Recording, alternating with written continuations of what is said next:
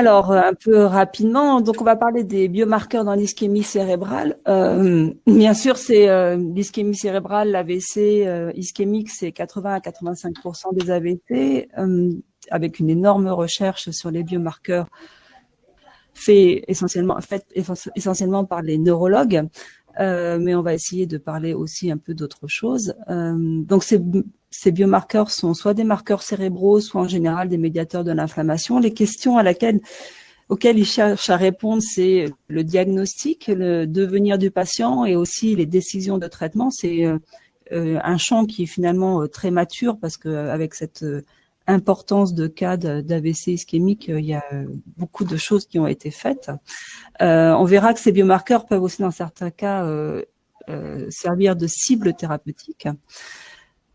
Voilà, ça c'est une recherche qu'on va voir qui est très poussée pour les neurologues, mais qui finalement est pas, à part récemment avec la thrombectomie, on est moins impliqué dedans. Et moi, j'avais envie de parler un tout petit peu quand même des AVC ischémiques périopératoires qui sont, à mon avis, une préoccupation qu'on doit avoir de plus en plus.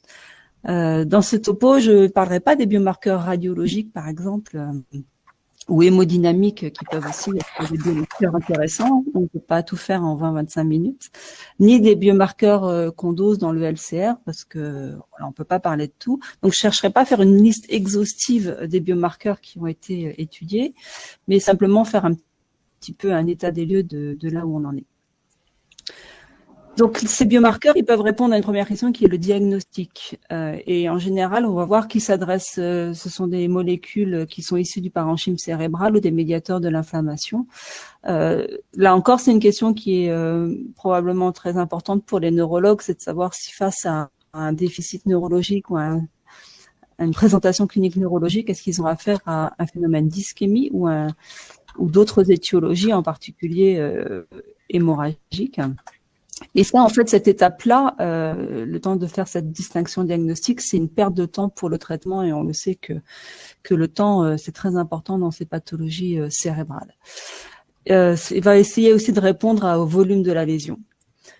Ensuite, il y a la question du devenir. Là, on verra qu'on a surtout des médiateurs de l'inflammation.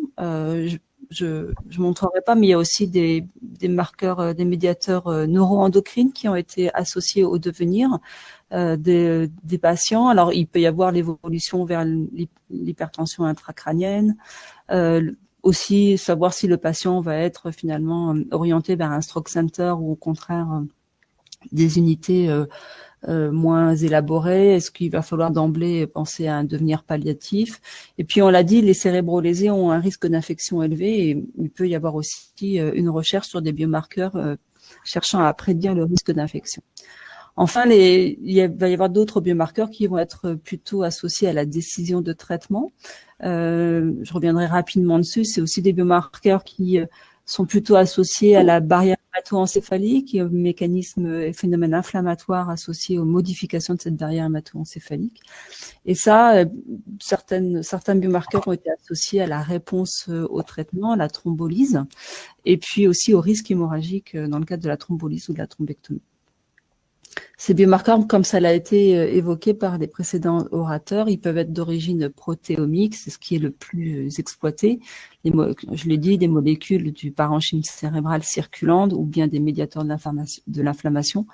Et puis aussi génomique, l'expression génique, les micro-RNA qui sont quand même pas très préliminaires, quelques études génétiques avec des études d'association génétique, et puis même des études métabolomiques ou métaboliques avec le dosage des purines, mais qui sont vraiment aussi peu développés pour le moment. Alors quand on s'intéresse aux biomarqueurs, en fait, on va explorer leur caractérisation et leur champ au sein de cette évolution de la lésion cérébrale après la lésion ischémique cérébrale, avec une phase très aiguë qui va être initiée par une lésion neuronale et du tissu glial environnant, des lésions cellulaires qui vont libérer des médiateurs, qui vont entraîner des mécanismes inflammatoires locaux. Là aussi, il va y avoir de nouveaux médiateurs qui vont être pris en compte. Et puis, une modification de la barrière hémato-encéphalique, l'arrivée de leucocytes, l'infiltration leucocytaire qui va encore modifier la lésion et être l'occasion de détecter d'autres marqueurs.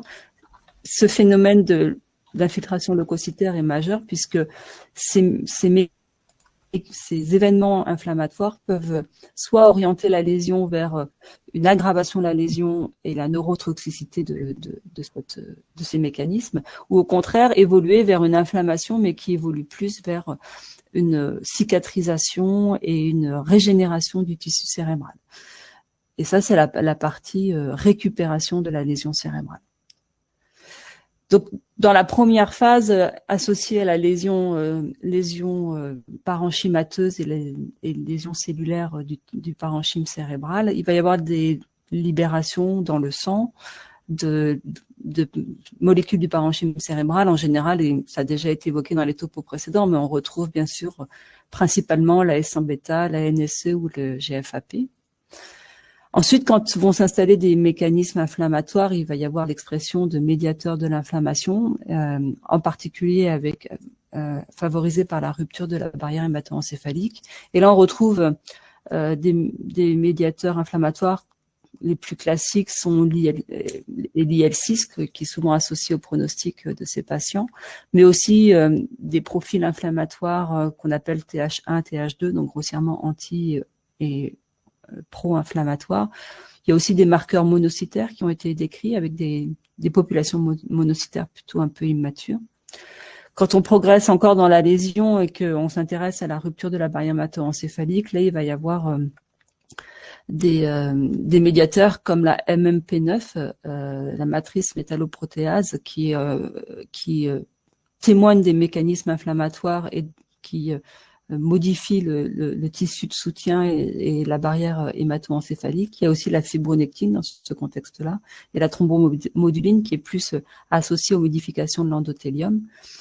Et puis, on peut aussi, encore une fois, s'intéresser à des marqueurs métabolomiques et les purines et des marqueurs neuroendocriniens qui sont en fait probablement le reflet du stress de l'organisme et en réponse à la lésion inflammatoire.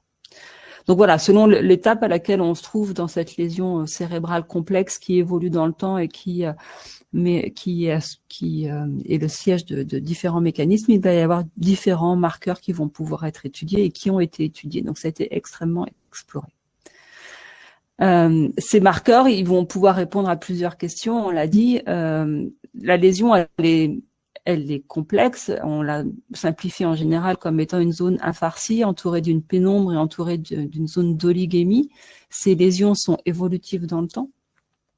Et donc, on va, par les biomarqueurs, on va essayer de caractériser l'évolution de ces caractéristiques de la lésion. Donc, la sévérité de la lésion, encore une fois, il y a beaucoup de données sur la S1-bêta, la NSE, mais aussi sur la MMP9, les protéines du complément. On va voir que la pénombre aussi, la zone de pénombre, va être possiblement approchée par l'évaluation des marqueurs de l'inflammation plutôt. Je vais vous présenter une étude qui évalue la S1-bêta dans le risque d'évolution vers l'hypertension intracrânienne. Et puis, il y a PAI-1 aussi, qui était un des biomarqueurs qui a été testé pour l'évaluation du risque d'hémorragie post-recanalisation. Et ça, c'est une question que se posent plutôt les neuroradiologues et les neurologues. Donc, là encore, à chaque phase, il peut y avoir des marqueurs plus ou moins associés pour répondre à une question spécifique sur l'évolution de la lésion. Alors, quelques exemples ici, c'est une étude qui n'est pas très récente, de 2011, qui s'intéresse à des patients, 226 patients qui ont des AVC hémisphériques, et les auteurs s'intéressent à l'évolution de certains biomarqueurs avec l'évolution de la taille de la lésion et de la pénombre, en fait. Donc, dans cette première partie des résultats, on s'intéresse à la taille de la lésion qui est évaluée par l'IRM, la séquence de diffusion. Donc, c'est des évaluations qui sont faites en moyenne à un délai de 3 heures, 4 heures après les symptômes. Et vous voyez que en abscisse, on a la taille de la lésion en diffusion et on voit que des marqueurs comme la NSE, l'IL6 ou MMP9 ont une évolution associée à la taille de la lésion et peuvent être plus ou moins élevés en fonction de la taille de la lésion. Donc ces marqueurs-là pourraient être un reflet de la sévérité de la lésion. Dans cette étude, les auteurs se sont aussi intéressés à un autre aspect qui était la pénombre, enfin en tout cas le mismatch entre et l'oligémie, c'est-à-dire le mismatch entre la clinique et la lésion, c'est-à-dire quelle est la zone sauvable, celle qui est cliniquement symptomatique, alors que la lésion est probablement plus restreinte que ne la laisse penser la clinique. Pour ça, ils ont utilisé comme marqueur en IRM la diffusion, et ils ont comme évaluation clinique le NIHSS. Et ils ont regardé plusieurs biomarqueurs.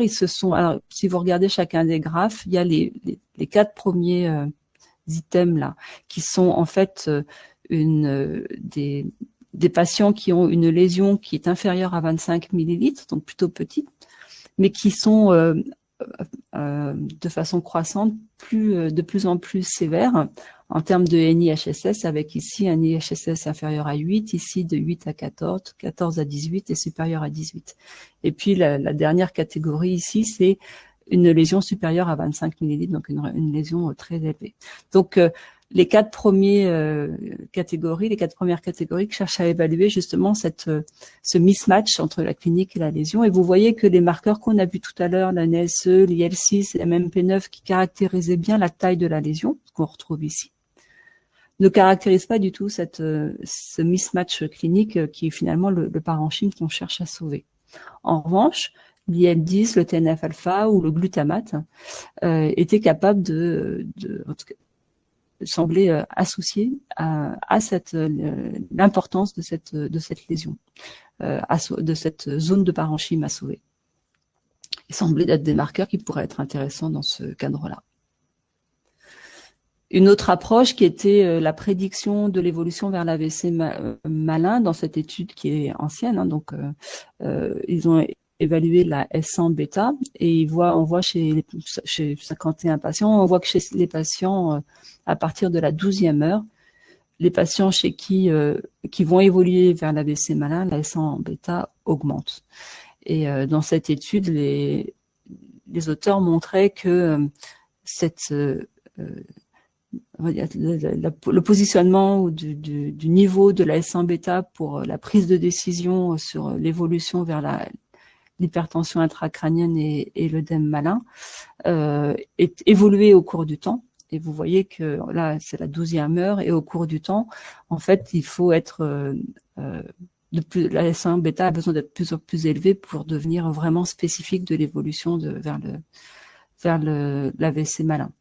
Donc ce marqueur, même s'il pouvait être intéressant, on voit qu'il évolue dans le temps en fonction du timing auquel on le mesure. L'interprétation va devoir probablement évoluer dans le temps aussi. Donc ces biomarqueurs, ils sont pas inintéressants. On voit qu'on a cherché à répondre à des questions de clinique relevantes avec, mais en fait, néanmoins, ils ne sont toujours pas dans les recommandations pour évaluer un AVC ou l'évolution d'un AVC en routine et en pratique clinique quotidienne. L'intérêt de cette recherche qui a été très développée, c'est que ces biomarqueurs, une fois qu'ils ont été étudiés, déterminés, certains ont été des candidats pour être des cibles thérapeutiques. Donc ça montre quand même une bonne maturité de cette recherche. Les cibles qui ont été visées pour ces objectifs thérapeutiques, c'est des marqueurs ou des médiateurs qui étaient associés à l'infiltration des leucocytes dans le parenchyme cérébral. D'autres se sont intéressés à la MMP, qui est en fait une molécule qui est à la fois pro-inflammatoire et qui modifie la barrière hémato-encéphalique, mais qui peut aussi participer à des mécanismes de régénération ultérieurement dans la lésion. Il y a des cascades de protéines intracellulaires protectrices qui protègent la cellule de l'apoptose qui ont été aussi étudiées, puis des annexines et puis bien sûr les molécules de complément. Cette recherche, elle n'est pas au même degré de maturité en fonction de ces molécules ou de ces médiateurs. Certains sont encore à un stade très expérimentaux, à des stades très expérimentaux. C'est probablement l'interaction leucocyte endothélial, leucocyte parenchyme et infiltration leucocytaire qui est l'axe le plus développé. C'est ce que je vais vous rappeler ici. Donc, les recherches se sont vraiment focalisées sur cette interaction entre le leucocyte, l'endothélium et le parenchyme avec ces molécules d'adhésion, qu'elles soient sur l'endothélium ou sur la cellule leucocytaire. Et puis, des fois aussi, ces médiateurs peuvent être solubles, comme par exemple ICAM, cette molécule d'adhésion endothélium qui peut être très bien dosée dans le plasma des patients. Et là, ici, par exemple, on a un exemple de recherche qui s'intéressait à cette protéine, ICAM, cette protéine d'adhésion, et on voit que au plan expérimental, des anticorps anti-ICAM 1 ont effectivement permis de réduire l'infarctus des animaux, mesuré ici. Néanmoins, quand cette molécule, cet anticorps a été passé en phase clinique, et c'était il y a maintenant 20 ans, ça a été un échec où il n'y a pas eu de bénéfice chez les patients. Il y a une deuxième protéine qui est VLA4, Violet Antigen 4, qui a été aussi explorée, toujours sur cette, donc vous voyez que c'est une molécule une molécule d'adhésion toujours entre la cellule leucocytaire et elle est très généralisée sur les leucocytes et l'endothélium. Et dans ces études expérimentales, dans ce papier en particulier, on montrait bien que avec l'introduction d'anticorps anti-VLA4, on avait une diminution de l'adhésion des polynucléaires sur les vaisseaux cérébraux, qu'il y avait une diminution de l'infiltrat des leucocytes dans le parenchyme, qu'il y avait une diminution de du volume de l'infarctus des animaux. Et après un essai de phase 2 qui était prometteur, pas tellement sur la taille de la lésion, mais plutôt sur le devenir des patients, l'essai de phase 3 qui est sorti il n'y a pas très longtemps n'a pas montré, à 2 dosages différents de cet anticorps anti-VLA4, n'a pas montré de bénéfice chez les patients.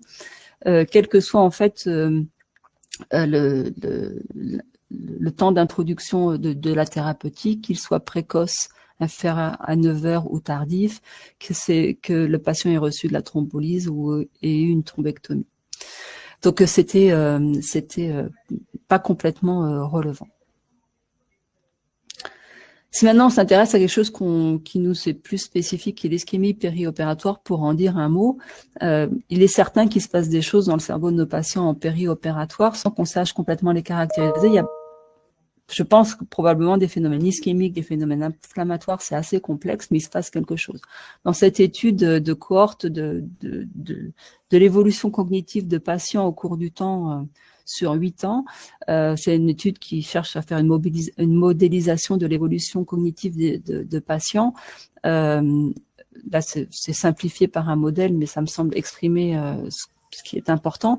Chez les patients qui, par exemple, si on prend cette trajectoire de patient type, qui est un patient qui est certes âgé entre 70 et 91 ans et qui n'a pas de comorbidité, qui n'a pas de déclin cognitif, son évolution au cours de 8 ans peut, quand il ne lui est rien arrivé dans la vie, est tout à fait stable. En revanche, s'il a eu une chirurgie dans les 20 ans précédentes, il y a une diminution de ces fonctions cognitives.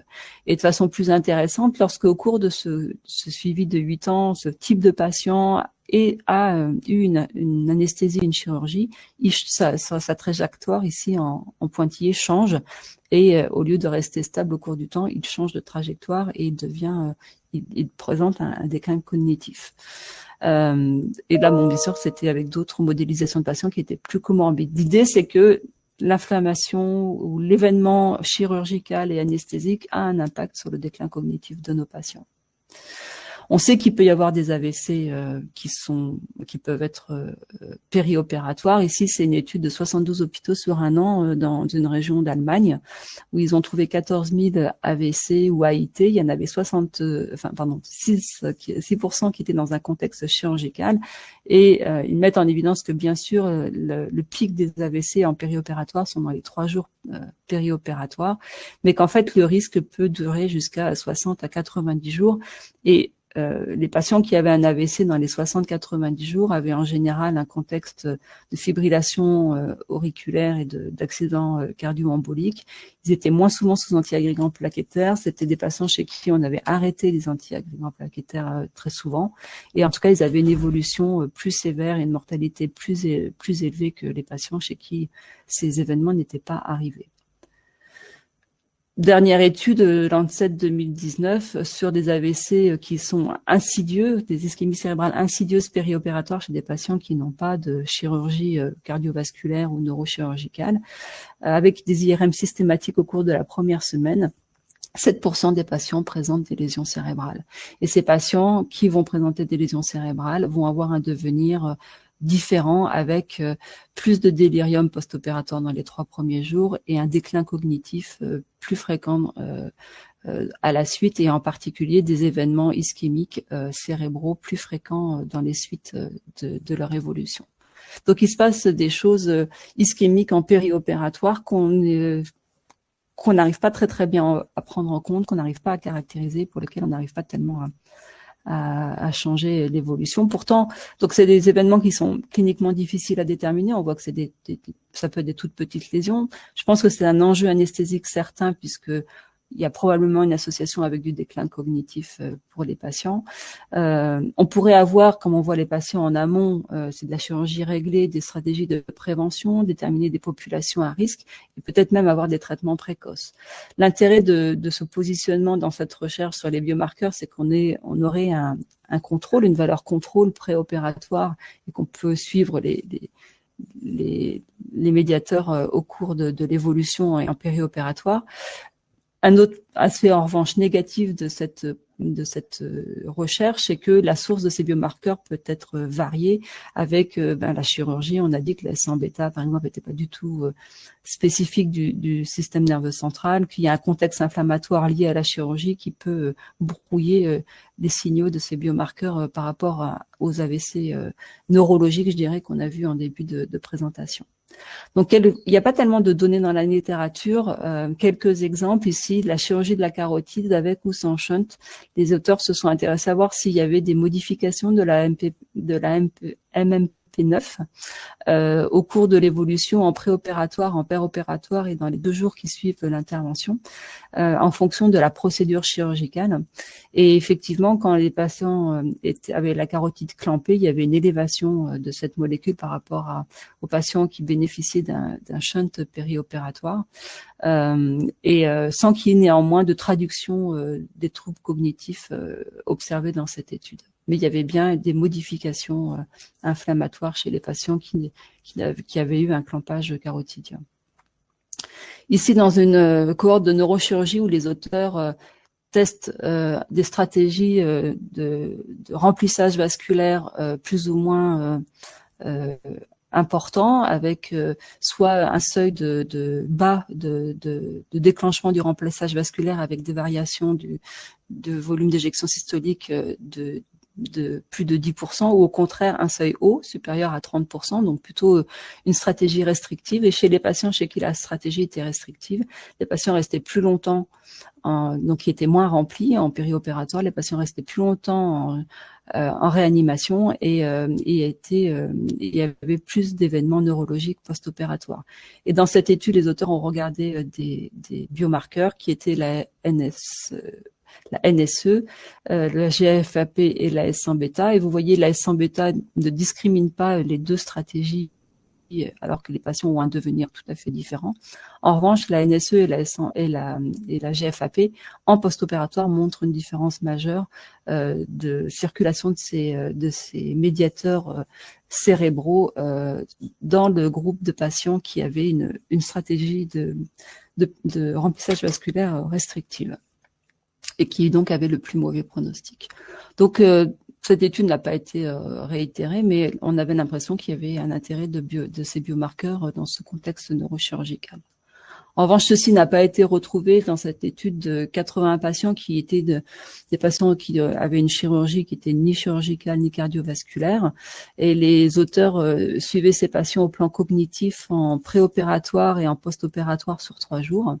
C'est des patients qu'ils ont divisés en 2 catégories, cas contrôle, où les patients les cas étaient des patients qui avaient un contexte cérébrovasculaire particulier avec des antécédents vasculaires ou des antécédents d'accidents vasculaires.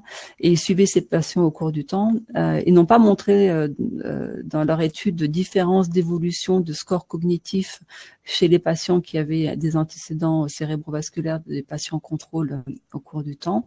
Et ils ont regardé aussi des biomarqueurs comme la S1-bêta, la GFAP, la NSE et MMP9. Et là non plus, ils n'ont pas trouvé de différence entre l'expression de ces marqueurs dans ces 2 catégories de patients, alors même que ces patients pouvaient avoir un monitorage des épisodes d'ischémie cérébrale périopératoire monitorés par la NIRS. Donc, dans cette étude, il n'y a pas eu d'association entre les biomarqueurs mesurés et la condition cérébrale et vasculaire des patients, ni le déroulé périopératoire et des accidents ischémiques mesurés par la NIRS en périopératoire. Donc, on voit que c'est assez complexe quand même, cette exploration périopératoire des patients.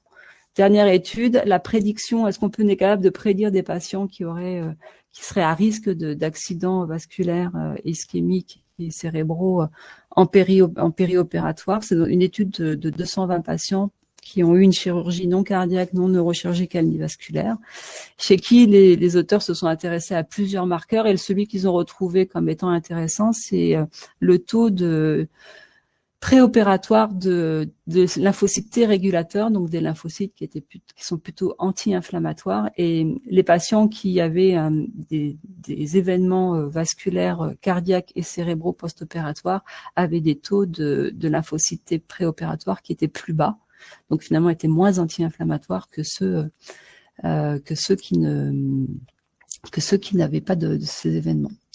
Et voilà, vous avez ici l'incidence en fonction du taux de lymphocytes T, avec des incidences d'accidents vasculaires et cérébraux plus importants chez les patients qui ont eu des lymphocytes T moins élevés en préopératoire.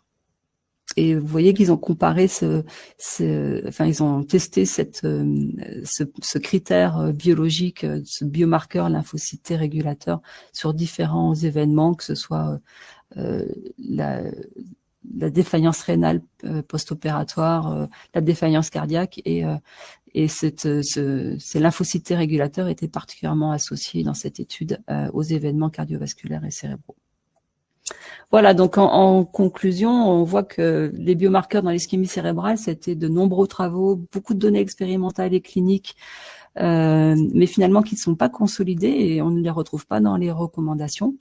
Et les auteurs s'orientent de plus en plus vers des combinaisons de biomarqueurs, mais on voit que certains sont plutôt associés à la taille de la lésion, d'autres à des mécanismes donc ces associations de biomarqueurs comme ça sont pas si évidentes à caractériser, et en tout cas elles n'ont pas pour le moment de transcription dans notre quotidien en clinique.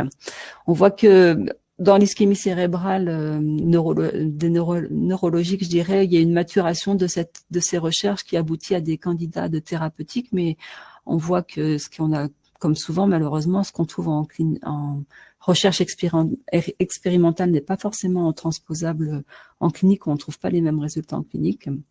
Donc pour le moment, il n'y a pas de conséquences cliniques de cette recherche importante sur les biomarqueurs comme cible thérapeutique. Enfin, on voit que dans un enjeu qui nous est plus quotidien, qui est l'ischémie périopératoire, qui existe chez nos patients et qui est insidieuse, eh bien, on est probablement face à un autre contexte, à d'autres événements et d'autres mécanismes qui font que on n'a pas l'impression que ce qui a été développé et étudié dans l'AVC neurologique puisse être complètement transposable pour nos patients pour l'ischémie périopératoire. Voilà, je vous remercie.